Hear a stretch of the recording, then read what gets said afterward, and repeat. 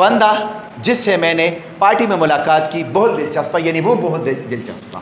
ठीक है, यहां पे आया है जिससे, सो द पर्सन हुम आएगा इधर, क्योंकि ये मैंने आपको कल बताया था वीडियो में, हुम का मतलब एक रिलेटिव प्रोनाउन है जिसका मतलब होता है जिससे, ये ऑब्जेक्ट के बारे में बताता है। So the person whom I met, इसके बाद ये प्रोनाउन आएगा यानी मैं।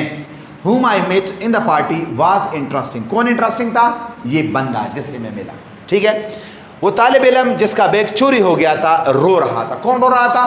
तालिब इल्म। यहां पे फिर आया जिसका, तो जिसका जो इंग्लिश में आता है हुज आएगा, हुज।